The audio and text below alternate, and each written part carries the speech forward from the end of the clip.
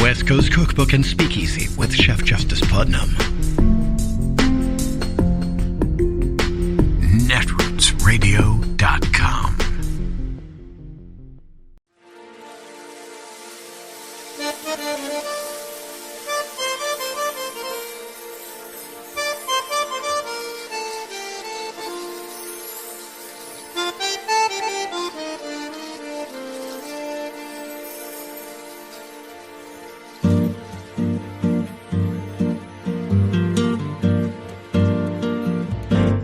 Je voudrais du soleil vert, des dentelles et des théières,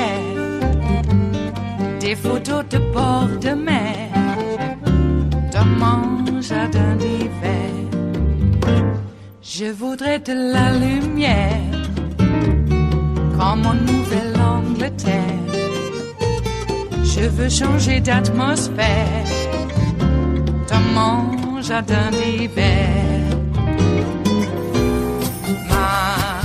Ma fleur sous la pluie de novembre, tes mains qui courent, je n'en peux plus de t'attendre. Les années passent, qu'il est loin, là je tombe. Nul ne peut nous entendre. Je voudrais du Fred Astaire.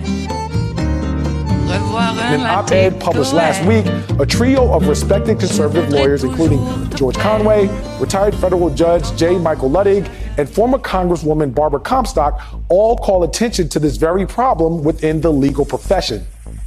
They write that many of their conservative colleagues appear to have been led astray, and they are alarmed by it, writing, quote, "The growing crowd of grifters, frauds, and con men willing to subvert the Constitution and long-established constitutional principles for the whims of political expediency, the actions of these conservative Republican lawyers are increasingly becoming the new normal."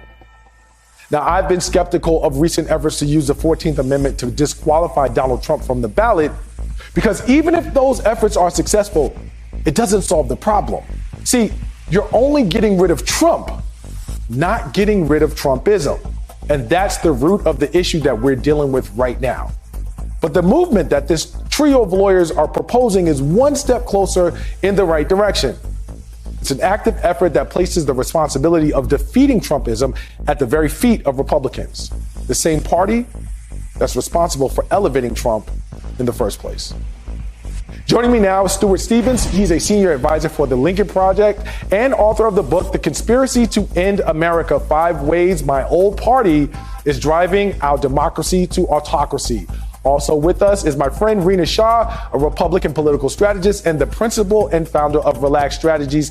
Good morning, and thank you both for being here. Stuart, you dedicated an entire chapter of your book to fringe legal theories and the people who help legitimize them. What do you think they are doing to undermine our democracy? Well, look, these are people who have decided that democracy is the enemy because they're not able to win elections in a changing America. You know, 85% of Trump's coalition was white in a country that's now, 60% white and becoming less so every time. And the party has failed to appeal to these non-white voters in any large numbers. So their answer is to curate the vote. And that's really what they're doing. And it's a classic move of how democracies, a classic step in how democracies slide into autocracy. And these are dangerous people. They're very smart, they're competent, they're well-financed, and they are absolutely convinced that they are going to win. Rena, Stewart just said that the Republican Party has failed to reach out to non-white voters. You are still someone who is forcing and moving the line forward within the GOP. Is there an interest in turning the corner with respect to that narrative? And if so, is that one of the ways that they begin to move beyond Donald Trump and where he has taken the Republican Party? What I found in traveling the country with younger conservatives, people who are actually more fiscally conservative and socially liberal, the more right of center folks, is that there is that appetite for a real Republican that speaks to them, a real Republican in the sense when we talk about Reagan, how we talk about him in a way that almost idolized him and forgets anything that went wrong during the Reagan administration or any misstep by the former president himself. So again, these people are looking at fiscal conservatism and these candidates who speak in certain ways, like Nikki Haley, for example, because you look at the economy around you, you look at the upward mobility we were told we'd have, like our parents. We'd have a 2-story house with a 2-car garage and that white picket fence. That dream is not possible for a large number of millennials like me because the state of the world has changed, of course, but also when we look at who's been in the White House, and I don't want to take this back to President Obama, but I want to look at Capitol Hill during Obama's time. I could draw a direct line from the rot of Trumpism today to the Tea Party movement that I saw as a young staffer when I served 2 Republican members of the House. The Tea Party started as this very almost noble, organic cause. People who were frustrated with the economy largely. And then it went off the rails. And you know who's to blame, Charles? It's the elders in the Republican Party. It's the establishment types, consultants who wouldn't let candidates be themselves. And largely it's these same people who wouldn't make room on the bench for younger folks, such as Elise Stefanik. Therefore, she converted herself and prostrated the altar of Trump. So it's an all of the above approach by many people that needs to happen now in order to get to the root cause of the problem. But Rena, the one thing that I didn't hear, I mean, we can talk fiscal conservatism and we can talk Nikki Haley and the Tea Party all we want. But the one thing that I did not hear you say is that the Republican Party has to take some level of responsibility with respect to what they created in Donald Trump and how you deal with that at this point. I don't think that the GOP is going to be able to sort of simply walk over that and present a new candidate for a new party to the public without dealing with that issue.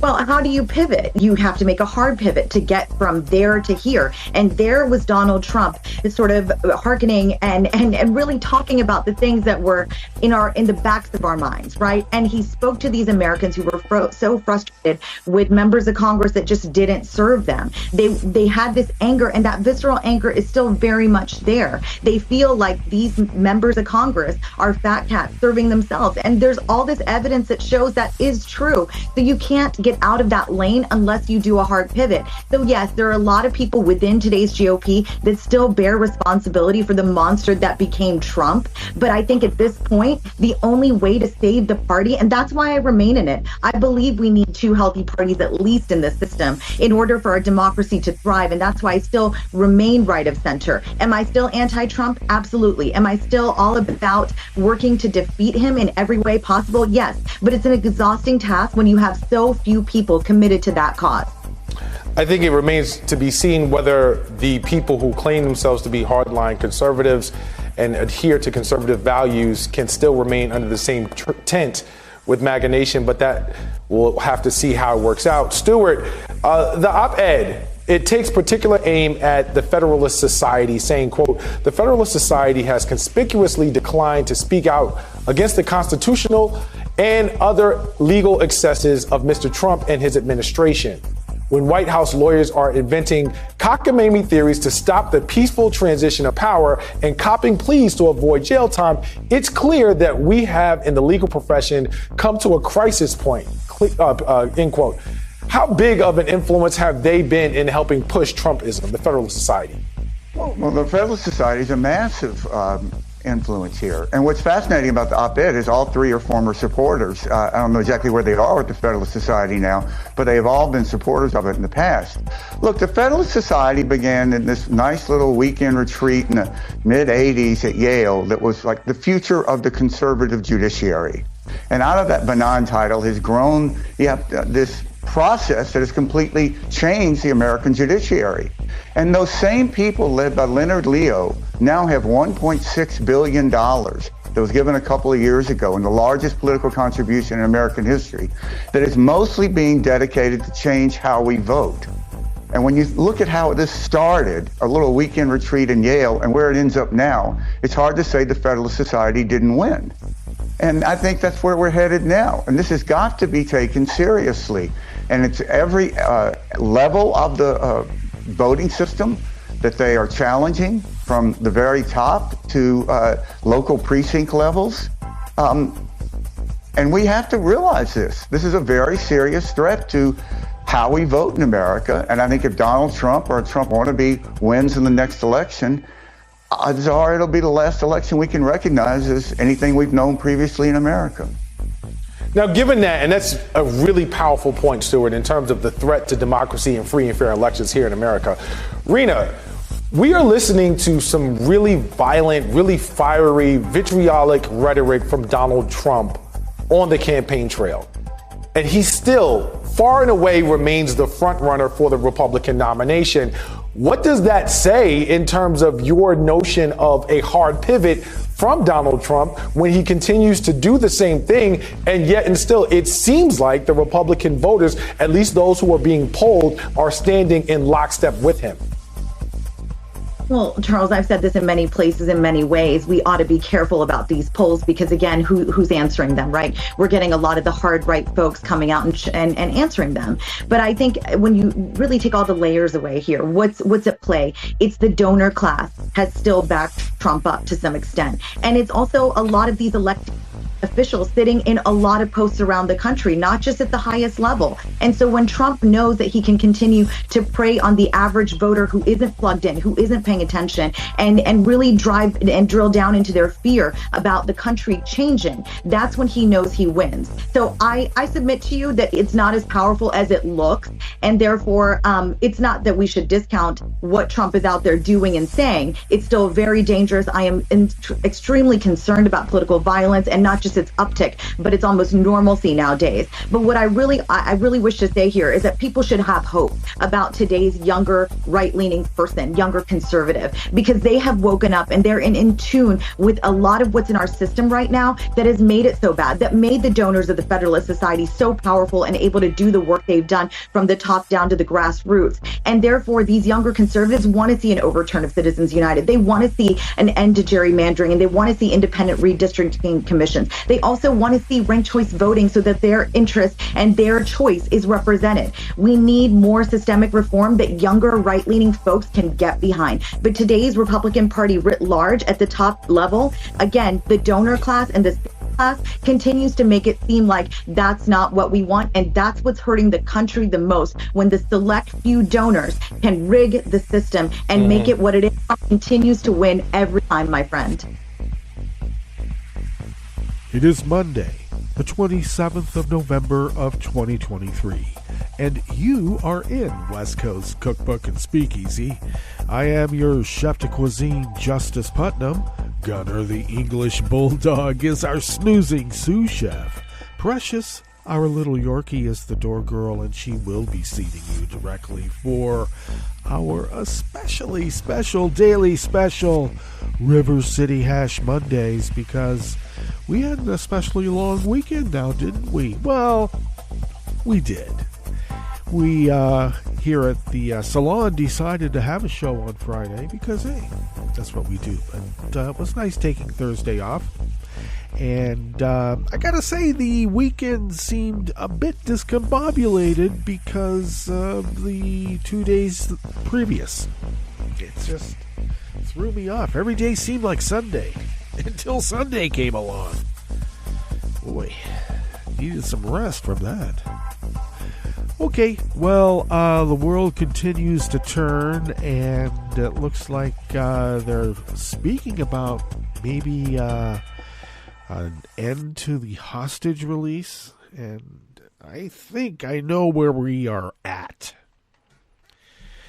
Is that after Hamas did their initial act,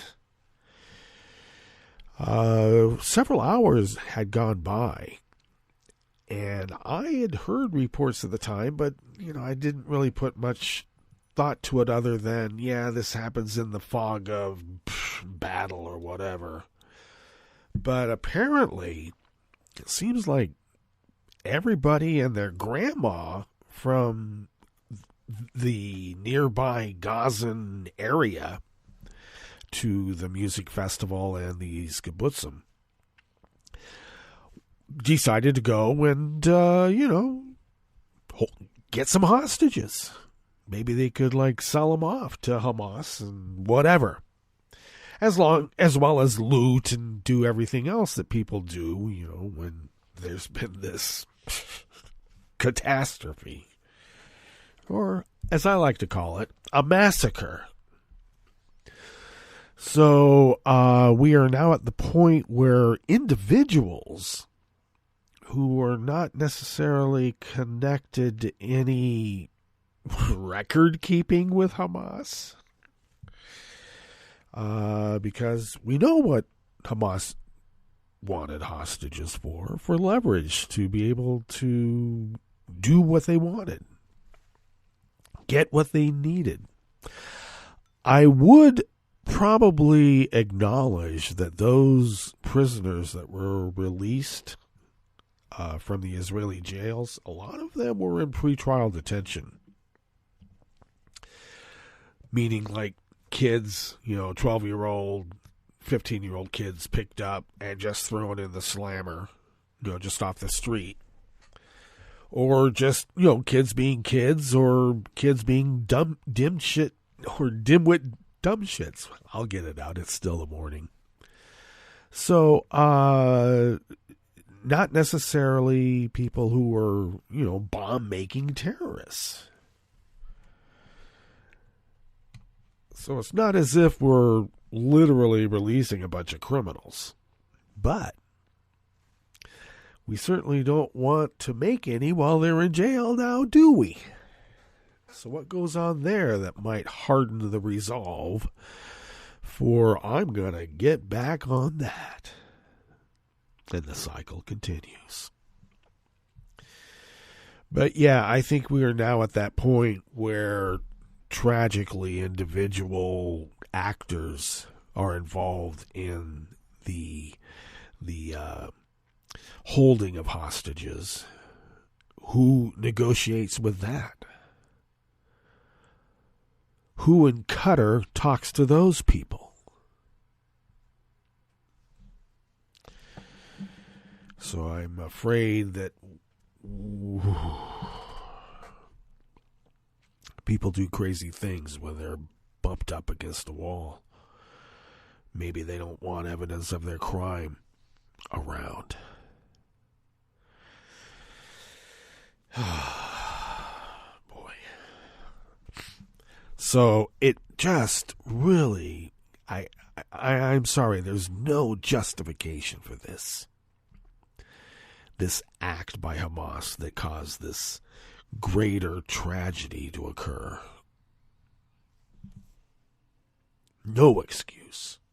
And this bullshit about defacing libraries.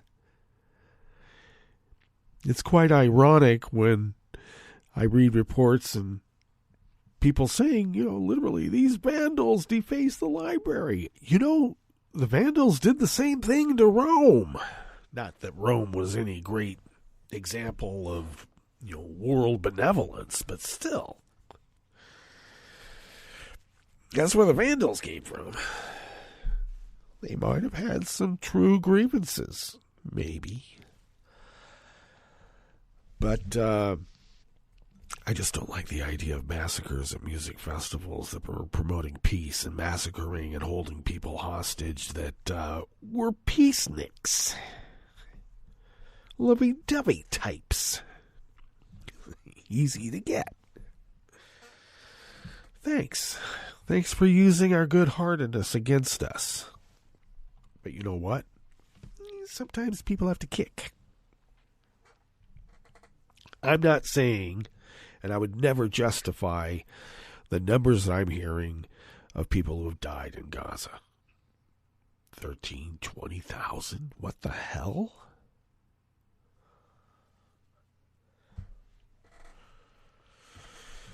So there must be a reckoning. If we thought the Balkans were bad, I think the Hague's got its work cut out for it in this one. Especially when you're dealing with quasi-state actors who really don't give an F about the laws of the world. But that doesn't matter. Hold them accountable. Sit their asses in a cage at The Hague. And they don't do that. I like the Brit one, where the judge is way up on high, and the accused is in this like tiny little like hallway just outside the door. You come in to this like wooden arena of sorts, and you're kind of like the lowest part of the whole building. I like the psychological aspect of that. I don't know. When I say like, I'm just acknowledging the fact that, yeah, they put some thought to that. So, damn. And this is the other part that sort of gets me really upset. It's just the constant hammering on Joe, and we can't have Joe. He's not electable. He's just a failure. And then you mention, yeah, well, we still have Kamala, and they're even worse. I know what that's all about. I do. We all do. Outside of the fact is another, let's dirty up Joe like they dirtied Hillary, except they took decades to dirty the Clintons. Okay. It's curious, too, when this issue about pardons came out, that Jared Kushner and his dad finagled for one of their buddies. Actually, I don't know if they're really buddies, but associates. And there was some money involved. And, Trump was being accused at the time of selling pardons. Wasn't a secret. So, some turncoat on Trump said that, it's something that would make the Clintons blush. How corrupt, the pardon process was with Trump. As if the pardon process in the Clintons was anything untoward. The only people that they were releasing were nonviolent drug offenders who had, pot stuff. This guy was a pot dealer, but he was, he was a leg breaker too. Okay? He was anything but a nonviolent offender. And they were investigating him for predatory loans. I know I'm off on a tangent here. They were investigating this guy on predatory loans, where he was going and threatening to break small business owners' legs if they didn't pay up when they were supposed to pay up. Pay now. I warned you. I got a baseball bat. That kind of a guy. Right up Trump's alley. Yet with the Clintons, there was a whole process. They didn't just willy-nilly and say, oh, well, I like this guy. They paid me some money, so I'm going to, unilaterally decide that they're pardoned. There was a whole vetting process, a debate within the Justice Department about the list, and then goes back to the Clinton administration, and they mulled it over some more and then sent it back to the Justice Department, and they had another discussion and another debate about, whether whoever they're going to release is going to hurt society. Are they going to continue to be, or were they ever a problem in society is number one. In the Trump administration, they don't care. So I hear these, I'm trying to get back to where we're at, but it's all about corruption. The transactional aspect of, mobster mentality.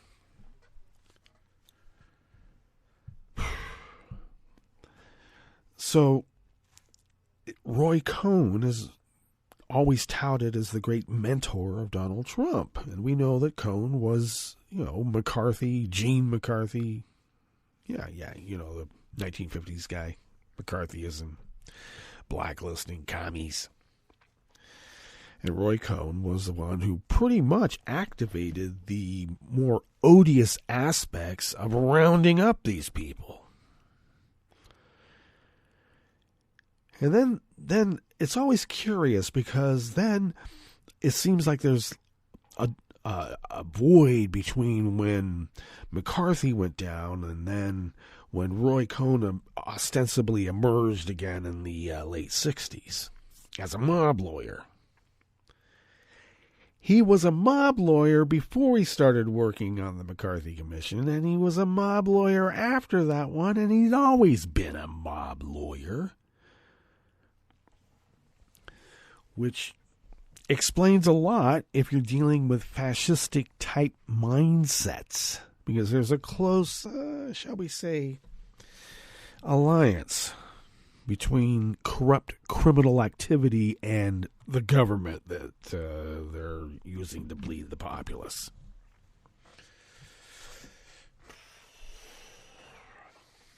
Okay, here we are.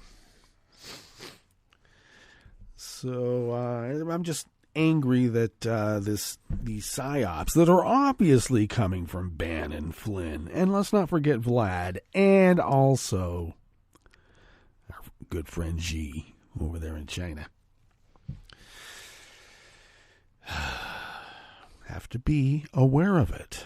And so these people out there defacing libraries, what the hell are you doing? A library is part of the colonial parts of it. We have to destroy the colonialist. A library?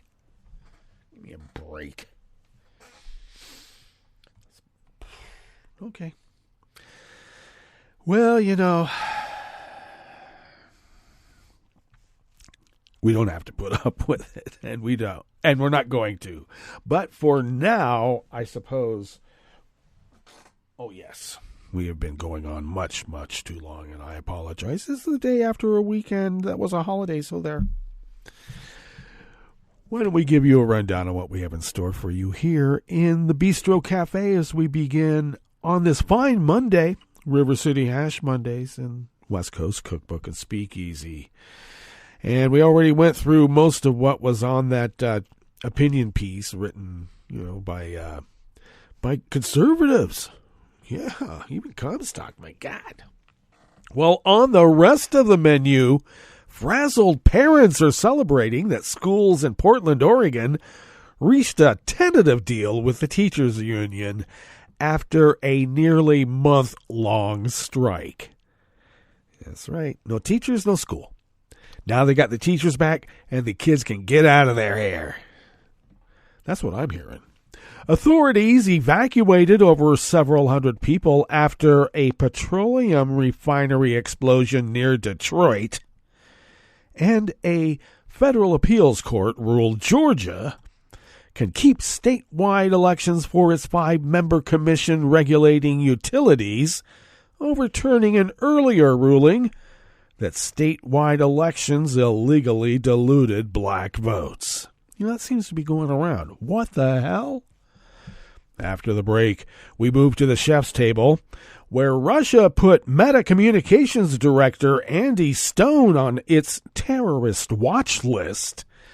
Well, I don't know, maybe they needed to.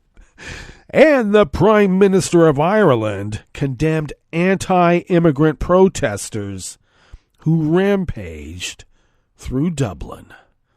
All that and more on West Coast Cookbook and Speakeasy. Bon appetit.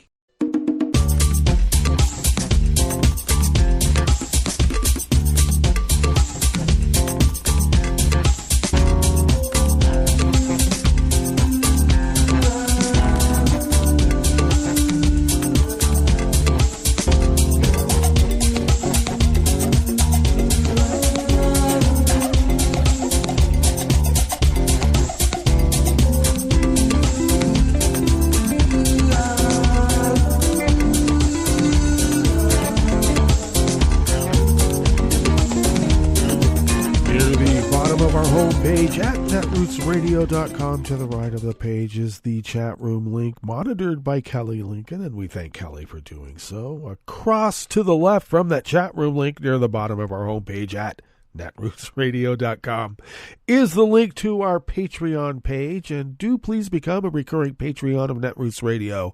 It really does help, especially this time of year where the more, shall we say, higher dollar digit type of bills come in, and they do that. So if you could maybe send us what you might spend on an espresso type coffee drink once a month, it really does help us offset those perpetual bills that we pay. And we found that when we pay them, we fly under the radar and continue this powerhouse of resistance as the founders originally intended so many, many years ago. If you would like to follow Netroots Radio on Twitter, Mastodon, Spoutable, Blue Sky, Facebook, wherever, you can do so by following at Netroots Radio. Tom takes care of those, except for Facebook. I think Kelly takes care of that mostly. Thanks, Kelly. Follow me on all of those media platforms as well as Instagram and Tumblr, where the usuals. I'm not on Threads. I don't know. We'll see. All right. But nonetheless, follow me at Justice Putnam most everywhere. I post the show notes and links diary on Daily Kos 10 minutes before showtime, and that way you can read the actual articles from the actual reporters who reported on and wrote the actual articles. We do that as a public service, and also because it's right. I guess that's redundant. Nonetheless, you can also follow the show. It's only a placemat, though, on Twitter at Cookbook West. And please do pick up podcasts by way of Spreaker, TuneIn, iHeart, YouTube, iTunes, really wherever podcasts can be found. You just cannot find them on Stitcher. After a decade, you just can't. I don't know why. Well, I'm just being rhetorical. We know why. Okay. This first offering here in the Bistro Cafe of West Coast Cookbook and Speakeasy looks like it's by staff at the Associated Press. Oregon's largest school district said late last night, Sunday, it had reached a tentative agreement with its teachers union, and roughly 45,000 students would be back in school today after more than 3 weeks without classes, and parents were not happy. The agreement must still be voted on by teachers who have been on the picket line since November 1st over issues of pay, class sizes, and planning time. It must also be approved by the school board, but the union agreed that classes could resume while those votes go forward. Well, because they're parents too. Portland Public Schools students had missed 11 days of school before the district began its week-long Thanksgiving break, which just exacerbated the problem. Think of all the cooking that had to be done in the midst of all this mayhem. The teachers' union said the tentative deal was a big win for teachers and students, and I would say parents. In areas of classroom size, well, that doesn't really apply to the parents, but nonetheless, teachers' salaries, health and safety, and mental health supports for children still struggling from the pandemic. Students will make up missed school days by cutting a week off winter break and adding days in the new year, which makes parents happy.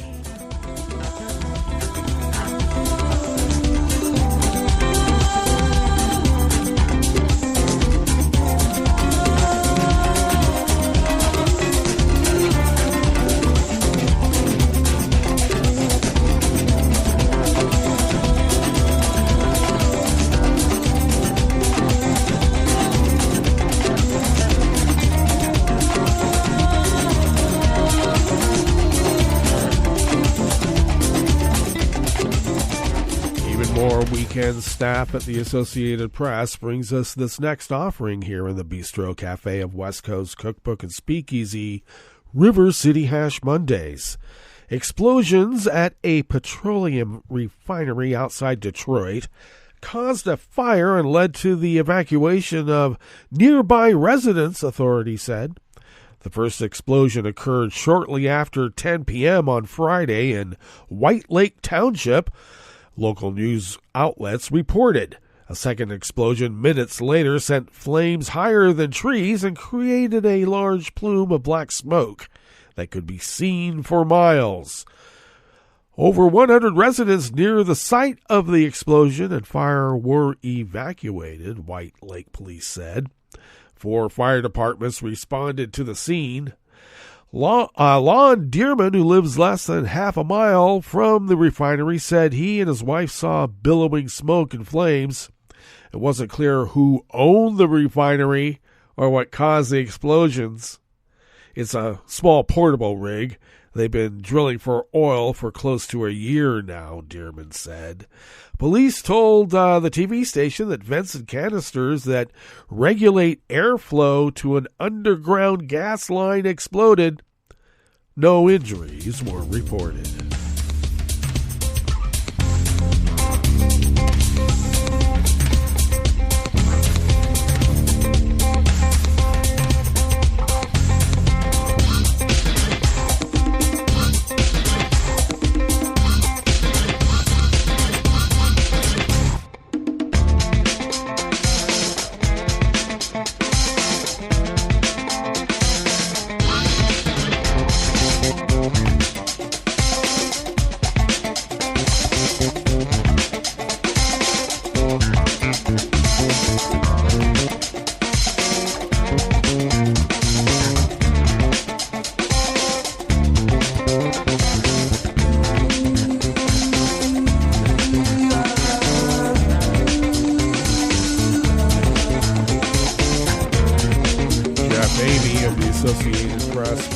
This final offering here in the Bistro Cafe of West Coast Cookbook and Speakeasy. A federal appeals court ruled that Georgia can keep statewide elections for its 5-member commission regulating utilities, overturning a lower court judge who found statewide elections illegally diluted black votes. The ruling is important beyond Georgia's Public Service Commission because it could help protect certain statewide elections in other states subject to scrutiny for racial discrimination under the Voting Rights Act. It also could signal limits to a new wave of voting rights litigation after the U.S. Supreme Court upheld a key part of the law this year in an Alabama case. In August of 2022, U.S. District Judge Stephen Grimberg had ordered Georgia's commissioners elected by district, the first time a statewide voting scheme had been overturned by a federal judge. But a 3-judge panel of the 11th Circuit ruled Grimberg went too far.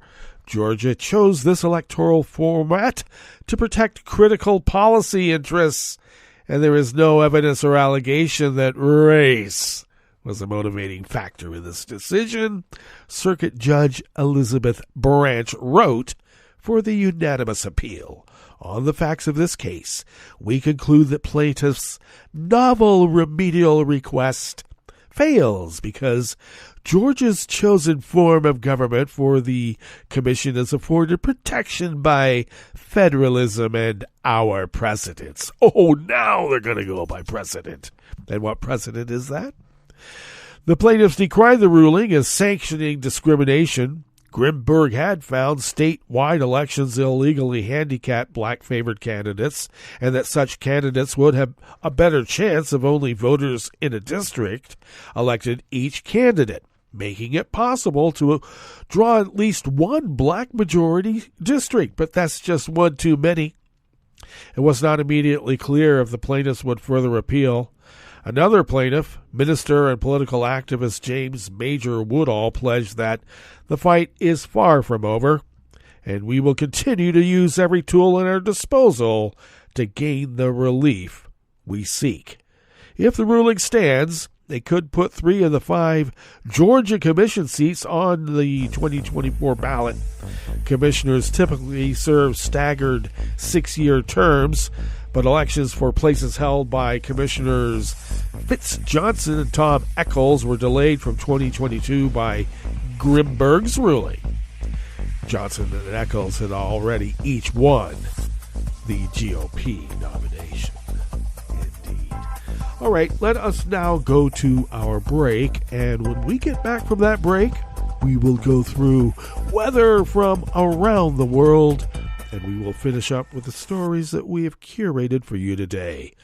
You are listening to West Coast Cookbook and Speakeasy, and we will be right back. You are listening to netrootsradio.com.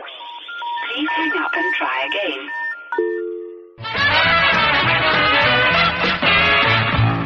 From a point at sea to the circles of your mind, a new force is at work for planetary transformation.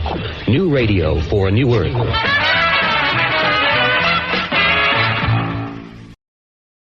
This is Take Two Movie Review. I'm Kim Lowe. This week, A Song of Snow. The Hunger Games is back, but those expecting the same level of excitement as the previous movies may be left wanting. Directed by Francis Lawrence, who helmed the other films and set 64 years prior to the events of the first installment, The Ballad of Songbirds and Snakes is a prequel which tells the origin story of the notorious President Cornelius Snow, the villain we all came to know and hate in the original trilogy. In this one, we see the events that turned him from an ambitious but empathetic teen into a sadistic autocrat. Played by relative newcomer Tom Blythe, Snow is tasked with mentoring District 12 tribute Lucy Gray Baird, played by Rachel Zegler, as she and others prepare for the 10th annual Hunger Games. While mentoring Lucy Gray appears to be a hopeless task, and certainly not one he chooses, Snow quickly realizes that he has little choice, especially since he's attempting to restore his family's former good name. There's an entire subplot devoted to what caused the Snow family's fall from grace, but sadly, the film spends too little time with it. While Blythe and Zegler are fine in their respective lead roles, it's the supporting actors who really make this movie interesting, including Viola Davis as vicious head game master Dr. Gall, and the always great Peter Dinklage as Snow's often inebriated professor Dean Highbottom. Indeed, the Highbottom character is interesting enough that it could sustain its own spin-off. However, despite strong performances, dazzling production design, and its gritty political undercurrent, The Ballad of Songbirds and Snakes seems a tad lackluster compared to the buzzworthy previous outings. But for fans of the novels and the film franchise, this one, overall, is a respectable offering. This has been Take Two Movie Review. I'm Kim Lowe. Catch up with us at TakeTwoMovieReview.com and feed us back on our channel on YouTube.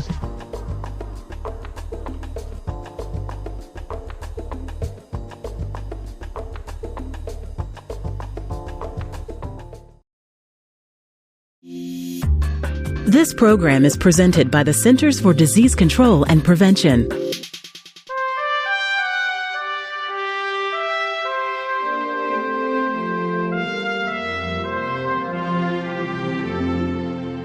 Welcome to A Cup of Health with CDC, a weekly feature of the MMWR, the Morbidity and Mortality Weekly Report. I'm your host, Dr. Robert Gaines.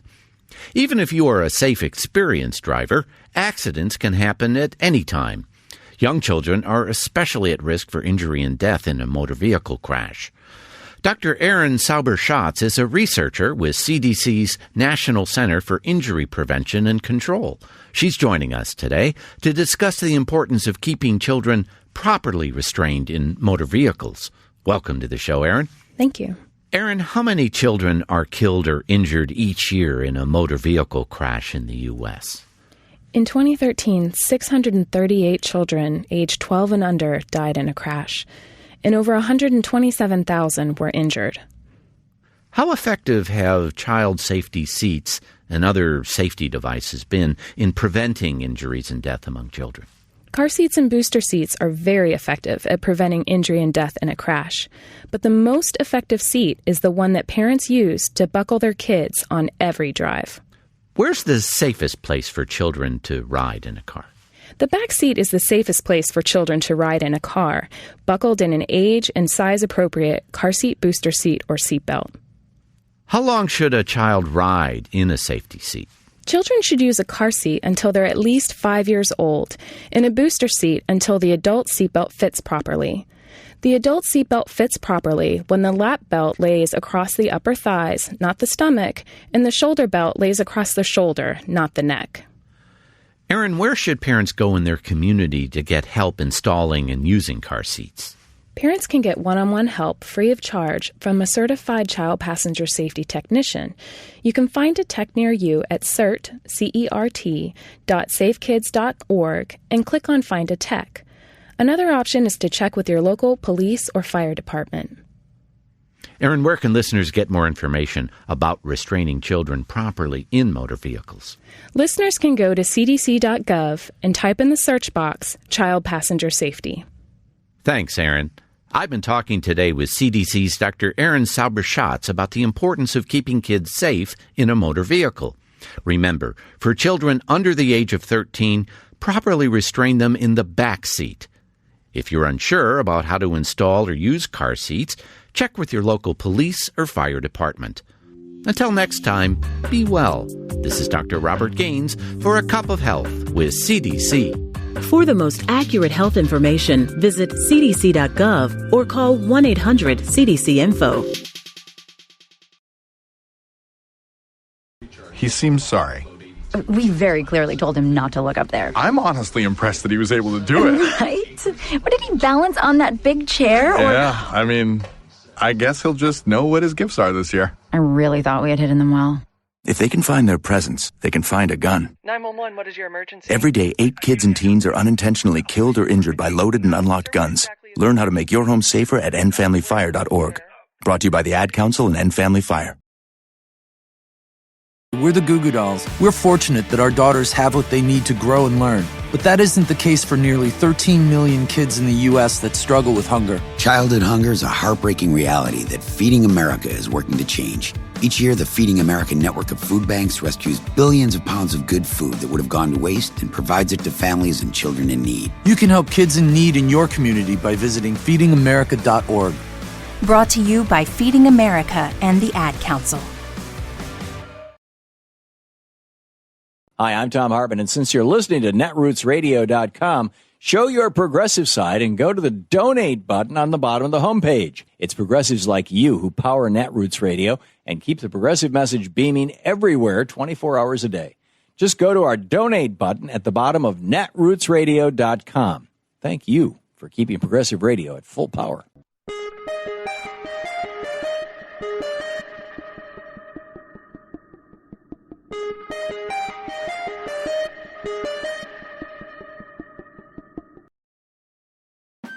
You're listening to the American Democracy Minute, keeping your government by and for the people. A Colorado Circuit Court judge ruled that President Donald Trump did engage in insurrection, but that the U.S. Constitution doesn't specifically disqualify U.S. presidents from holding office under the Insurrection Clause. Friday, the Colorado Supreme Court scheduled oral arguments for a December 6th appeal in the case. Voters and democracy group Crew argue that Trump is ineligible to run for office under the 14th Amendment, Section 3. The judge found that the January 6th committee's evidence and the case's witnesses were credible, stating, "The court concludes that Trump acted with the specific intent to incite political violence and directed at the Capitol with the purpose of disrupting the electoral certification." However, Judge Sarah B. Wallace ruled that the office of the president was not specified in the 14th Amendment, Section 3, and she found its absence by the framers was notable when other elected positions were listed. Lower courts dismissed similar cases in Michigan, Minnesota, and New Hampshire. Axios reports that as of November 17th, cases were pending in 17 other states. Plaintiffs in the Michigan decision also appealed and asked for the case to be heard by its state Supreme Court. A U.S. Supreme Court appeal is likely. We have the Colorado lower court's decision, the language of the 14th Amendment, and more at AmericanDemocracyMinute.org. I'm Brian Beal. Find us on Facebook at American Democracy Minute. I'm Rick Smith, and this is Labor History in 2. On this day in labor history, the year was 1910. That was the day when thousands of people came to see the location where a fire had ravaged a sweatshop in Newark, New Jersey. The day before, at least 26 women perished in the inferno. The workers of the Alfred and Irving Wolf Muslin Undergarment Company made nightgowns. On the morning of the fire, there were more than 100 women crowded into the fourth floor workspace. The fire broke out when a can of gasoline was knocked over in the lamp company located below the sweatshop. The floors of the garment shop were wooden and strewn with fabric. The fire spread quickly. It roared up so fast. Even though there was a fire station across the street, the fire crew could not get there in time. It would become the worst fire in Newark's history. Desperate women tried to escape, but the fire safety exits were not adequate. Some of the women leapt to their deaths from the fourth-story windows. The fire became national news. No one was ever held legally accountable for the conditions that led to the fire. Less than a year and a half later, tragedy would again strike the garment industry when the Triangle Shirtwaist Factory fire would claim the lives of 146 workers. The events of the Newark fire faded into the annals of history. For years, no memorial marked the location. Richard Greenwald, a dean at a nearby university, thought that the women who died deserved to be remembered. As the 100th anniversary approached, he found the graves of 25 of the women and organized a memorial ceremony. He also helped to create a bronze plaque to remember the site. Labor History in 2 brought to you by the Illinois Labor History Society and The Rick Smith Show. For more information, go to laborhistoryin2.com.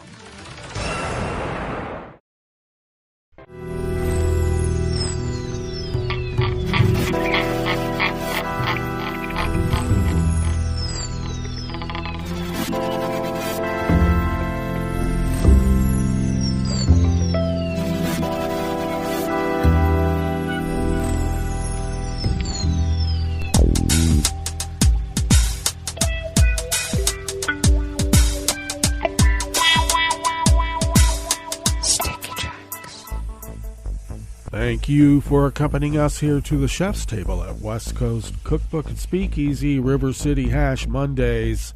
We always begin weather from around the world along the banks of the Rogue River and the Rogue River Valley of Southern Oregon on the west coast of the continental United States of America, where it is currently 22 degrees Fahrenheit. Foggy conditions, though, it is actually lifting at the moment, and we will be mostly sunny this afternoon, but cloudy also. I guess what I'm trying to say is we're going to have a mix of clouds and sun for the next several days, or few days. Highs will only be in the upper 50s, mostly clear tonight with lows in the mid to upper 20s. Could be colder. Winds light and variable. And then generally sunny tomorrow despite a few afternoon clouds. Highs once again in the low 50s. Winds light and variable. It looks like we have a sizable storm coming in starting late Wednesday, early Thursday, with about a week of rain. So we'll see how that ferrets out. Currently, we are under an air stagnation advisory. The pollen situation is rated as none. The air quality index for the region is in the moderate range at 60 parts per million, with the air stagnation aspect in lower lying valleys. That could be a much higher concentration, so take care. The daytime UV index is low at level 1. Barometric pressure is just now falling at 30.21 inches. Visibility is at a half mile, and relative humidity is at 100%. Weather from around the world is brought to you by a crowd of crowdsourced weather stations that a crowd crowdsources from around the world, and that is the Weather Underground. London is 42 degrees with rain showers. Paris is 48 degrees with rain. Rome is 52, mostly cloudy with spots of rain, but they are under a constant wind advisory. They've had that for over a week. Bagram is 44 and clear. Kyiv is 25 degrees and cloudy. Hong Kong is 70 and fair. Tokyo is 51 degrees and clear. Melbourne, Victoria, Australia is 60 degrees and cloudy with a wind advisory. San Francisco, California is 50 degrees and sunny with a coastal flood advisory, so high tides, and they're going to be monster tides, so take care. Looks like Chicago, Illinois is a brisk 26 degrees and cloudy, and New York is 50 degrees Fahrenheit and sunny. And that is weather from around the world, brought to you by a crowd of crowdsourced weather stations that a crowd crowdsources from around the world.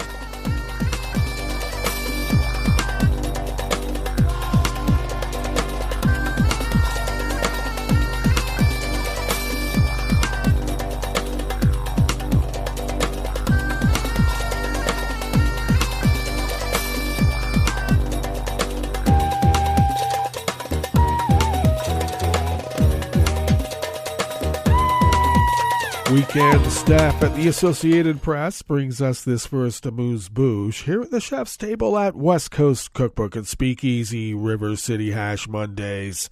Russia has added the spokesman of U.S. technology company Meta, which owns Facebook and Instagram, to a wanted list, according to an online database maintained by the country's Interior Ministry.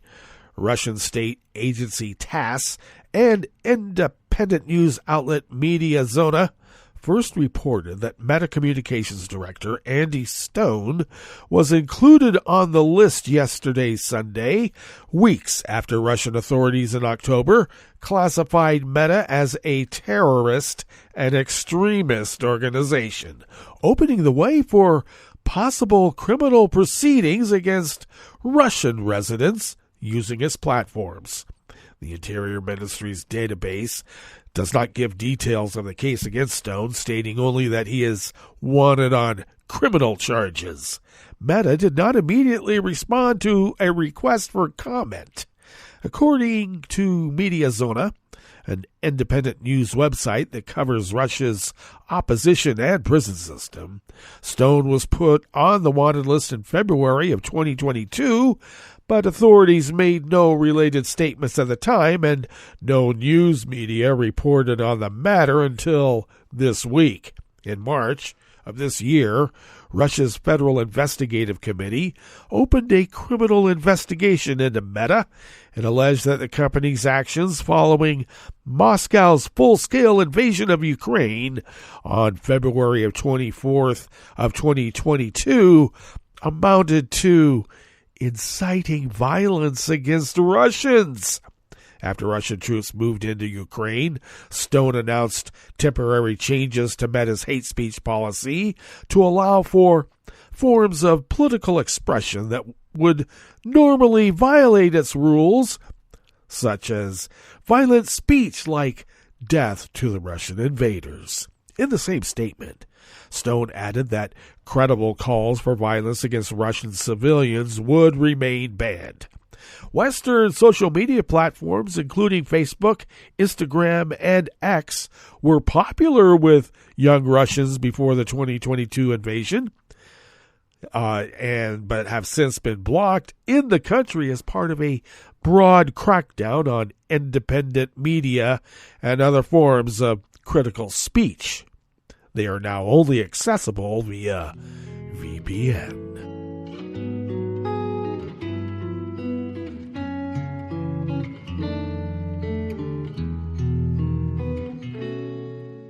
Je te donne ce mon amour pour la vie entière.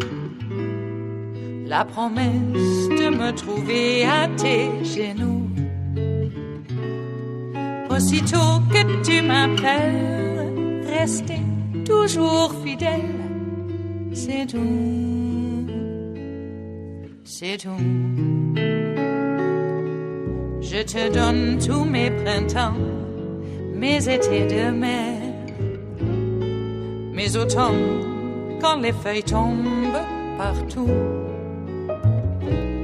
Si ce n'est pas une bonne affaire, je te donne tous mes hivers. Danica Kurka of the Associated Press brings us this final amuse-bouche here at the chef's table at West Coast Cookbook and Speakeasy. Ireland's Prime Minister condemned anti-immigrant protesters who rampaged through central Dublin after 3 young children were stabbed, saying the rioters simply wanted to cause chaos, not protect the country's way of life. Police made a number of further arrests on Friday evening as they mounted a significant security operation in Dublin to ensure there was no repeat of Thursday's disorder. A number of people were taken away in police vans following sporadic altercations. Police arrested 34 people after a night of rioting when up to 500 people looted shops, set fire to vehicles, and threw rocks at crowd control officers equipped with only helmets and shields. The violence began after rumors circulated that a foreign national was responsible for the attack outside a Dublin school. Authorities have not disclosed the suspect's nationality yet. It was a foreign immigrant who stopped the stabbing. A 5-year-old girl was in critical condition at a Dublin hospital, and a teacher's aide was in serious condition. A 6-year-old girl continues to receive treatment for less serious injuries, and another child was discharged overnight. The assailant, who was tackled by witnesses, including the foreign immigrant, remains hospitalized in serious condition. All right, that brings us to the end of our broadcast period for the day, but you do know Netroots Radio broadcasts on, and we will meet up here tomorrow for Tarrytown Chowder Tuesdays. So do stay tuned to Netroots Radio all day and all night for all the breaking news as it breaks, and we will meet up here tomorrow, right here, in West Coast Cookbook and Speakeasy. Bon appetit.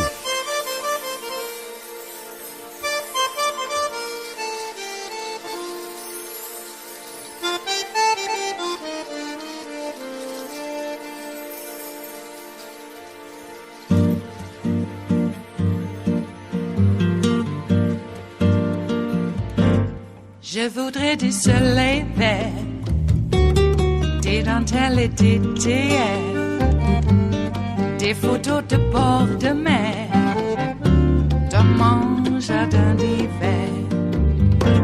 Je voudrais de la lumière, comme en Nouvelle-Angleterre. Je veux changer d'atmosphère, dans mon jardin d'hiver.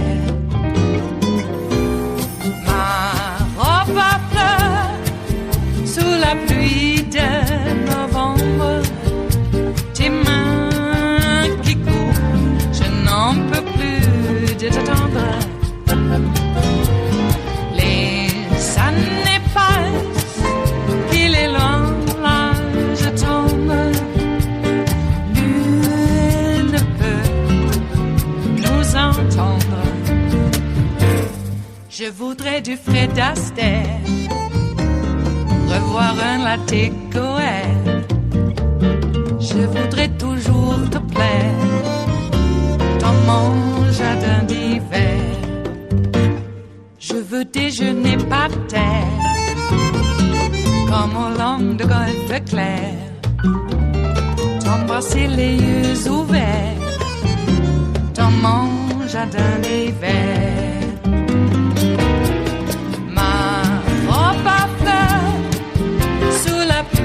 De novembre, tes mains qui courent, je n'en peux plus de t'attendre.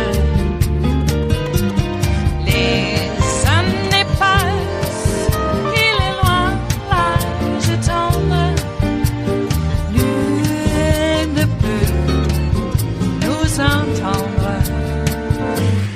Ba-da-da-dum-di-da-dum. Ba-da-da-dum-di-da-dum. Ba-da-da-dum-di-da-dum. Dans mon jardin d'hiver. Ba-da-da-dum-di-da-dum. Ba-da-da-dum-di-da-dum. Ba-da-da-dum-di-da-dum. Dans mon jardin d'hiver. Dans mon jardin d'hiver. Dans mon jardin d'hiver.